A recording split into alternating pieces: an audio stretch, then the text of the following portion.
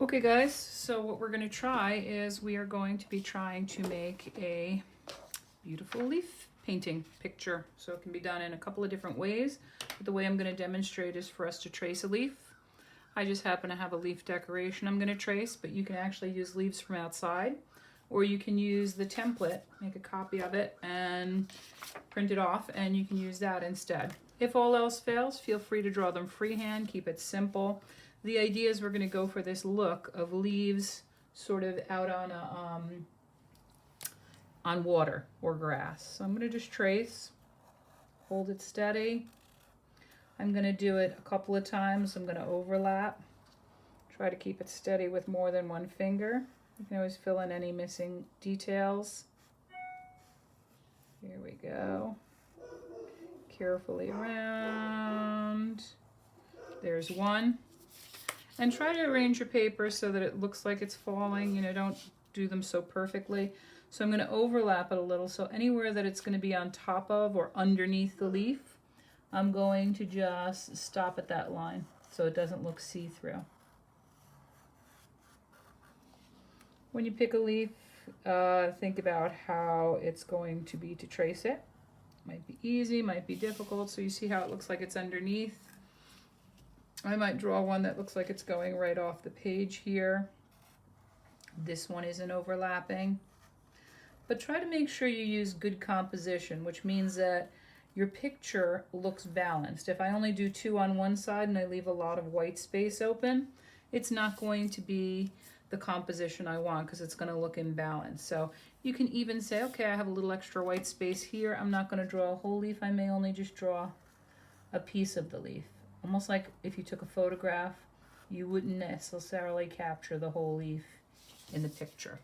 So once you do that, the idea that you can do, so I show you my finished or partially finished piece here, is how do you want to color in your leaves? And for me, I'm thinking about actually using some patterns, zentangling patterns. You can look up patterns online. I'll have a few pages attached so you can actually make a printout of your own patterns to have on file.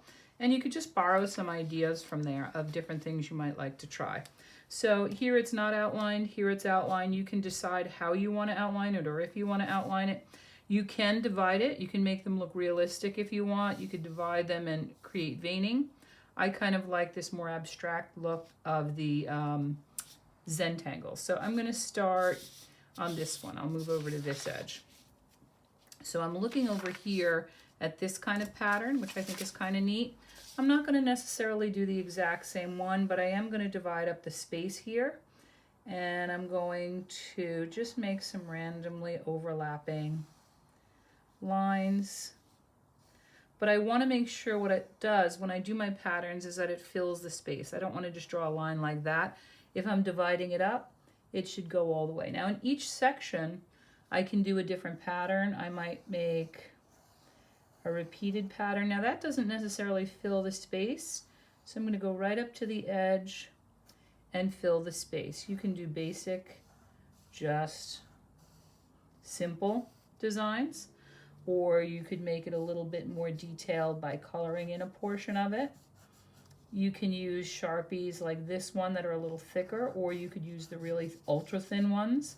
This project can be as detailed and elaborate as you want or as simple as you want. So from there I'm just going to keep going. I'm going to add my lines, my patterns, my shapes, whatever it is I want to do to fill the space. Maybe I'll make an optical illusion in there. Maybe I'll make a checkerboard. And you're going to fill in your spaces. For the background, you'll notice that I used white oil pastel. I made some spirals just to kind of give it like that feeling of reflection on the water, light reflecting on the water, or maybe poop, something dropping down in there to kind of radiate outward. So you can decide how you want to do that. I used white oil pastel or crayon, I can't quite remember which I used, to make those swirls, and then I just painted it over with a blending of cool colors. I used watercolor. If you're going to do marker or crayon, you don't need to do this here. It probably won't show up so much, but that's up to you. All right, so that is our leaf tracing. I will show you my finished piece. I will attach some patterns for you to look at, and you can go from there. If for any reason you go, I really can't do the leaves, they're not working out so well for you, and again, you can color with whatever you have. You can use that marker where you wet it and get that watercolor technique. You could use marker straight. You could use crayons. You could use colored pencils and shading, realistic or abstract. The idea is that we're using leaves as our subject, and the idea of them looking very random, like they're falling all over each other, as the kind of overall style. How you color it is going to be up to you. Okay? All right. So I was going to say, if for any reason you have trouble with that, you could always just, if you don't have leaves or you can't go outside, you could trace your hand and just repeat that pattern. The idea is a randomness to it. Okay? All right, have fun. I look forward to seeing your finished piece.